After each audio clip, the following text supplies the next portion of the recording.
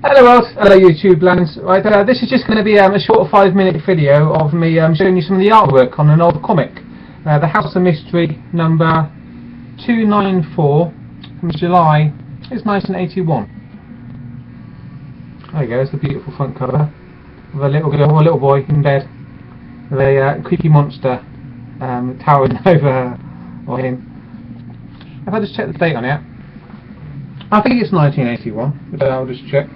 Yeah, July 1981, number 294. I'm sure you can get it on eBay if you want. If you know the formula for these comics, what they are is short one-shot stories. In this one you get 3 different stories. You get the entire story with a twist at the end, something that you're not expecting at the end of the story. And it's all narrated by a horror host, and the horror host in this one is called, let's see if I can get his name, Kane, your haunting host. There he is. Looks like the host of the comic. That's Kane on Kane's Cruises on a spooky boat, saying, "Ahoy me horror hungry mates, I'm Kane, your haunting host and fiendish ferryman, here to escort you at the river to visit a small circle of friends, an infernal bunch of devils, if I do say so myself." So that's the tone of the comic, with him introducing individual stories. So I'll just go through the stories now. I think my first one's called The Darkness. There's The Darkness. There you go. It's in colour. The Darkness by J. Conway, Carmine Infantino and John Beatty. This one is a businessman who's very ruthless. He spends his life doing what ruthless businessmen do, walking all over people for corporate profit.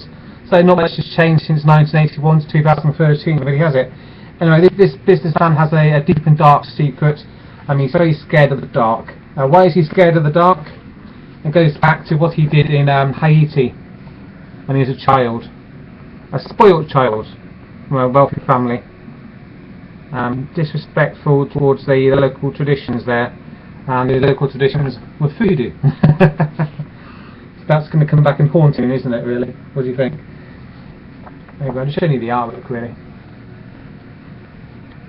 I'll tell you what, I won't actually tell you what the twist is at the end of each story, because if you want to pick this book up yourself, you can pick it up for a few quid or a few dollars on eBay, and I strongly suggest that you do.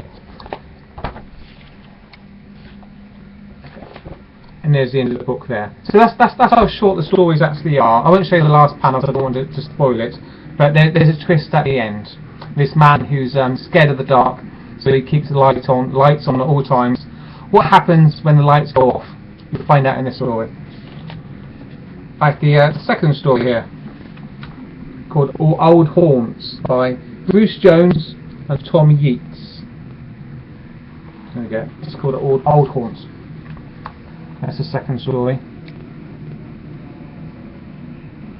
It's about a man who spends his time in the haunted house, and while he's in a haunted house he meets a girl called Gretchen,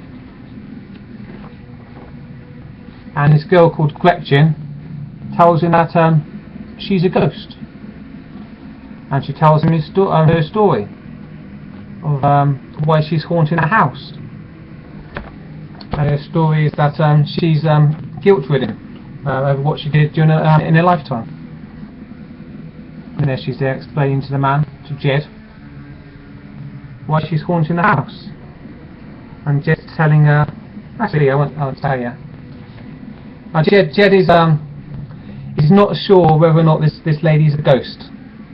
He's convinced that she's not a ghost, she's just a delusional young lady who perhaps needs to get out of the house a bit. And there's a twist at the end of the tale, which I won't tell you about. Check out the book for yourself. You'll like it. I wasn't expecting a twist. It surprised me. Well, I am quite a gullible person though, so perhaps I'm not so easily surprised. But yeah, get the book you see it for yourself and see if it surprises you. It surprises me. And the last story in the book.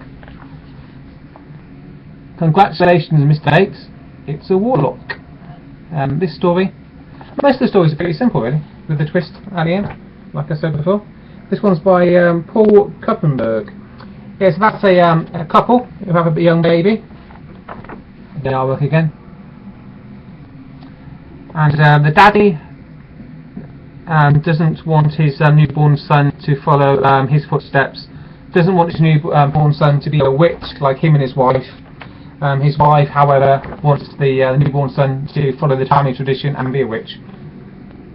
So there's a squabble in the family, and it all goes to court.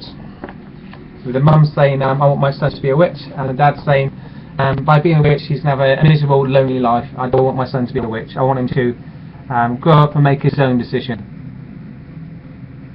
So yeah, you could talk about religion, really, couldn't you? It's got the same thing, isn't it? Really, should you force your religion on your son or daughter, or allow them to live a religion-free life up to the age of 18, where they can make their own decision? Imagine how different the world would be if that was the case. If in every family religion was not discussed until the person turns to the age of 18, and then were presented with his Islam, his Christianity, his Judaism, his Buddhism, make your choice, rather than indoctrinating the child from birth. The world would be completely different, wouldn't it? Anyway, in this book, the family's arguing about whether or not to indoctrinate their child into witchcraft, and at the end you have a twist that I was not suspecting either. So I don't know, maybe I haven't read these books for some time, and and I don't know, I'm not seeing the twist that I probably would have seen many years ago. But it is nice to read the comics and have those twists at the end. You kind of suspect something's going on, but they get you anyway, you know. They get me, Mr. Gullible. That's what I am. So that's 3 beautiful stories in the book called The House of Mystery. July 1981, 15p yesterday, DC. But there's the question: do you dare enter the House of Mystery? And we've got Halloween coming up soon, haven't we? So perhaps this will be a good comic to pick up. I wish they did comics like this nowadays. They do Creepy, which is out every few months. But yeah, I really miss the good old days when I used to pick up these comics. I still get just as much enjoyment out of this type of comics as I did when I was a kid. Yeah, I love this sort of stuff. This is how comics were to me. These one-off stories with a twist at the end. As for rating, what I give a rating for this? I enjoyed it, so a 9 out of 10. Why the hell not? It's a good little story, and I love the front cover.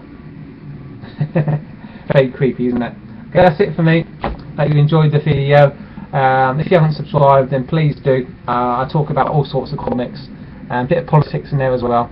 I say politics, but it's not really politics, is it? It's just, you know, paying attention to what's going on in the world. I have lots of opinions about lots of different things, which you don't always get nowadays. Lots of people are very cautious in what they say. I haven't got a particular career that I'm trying to protect.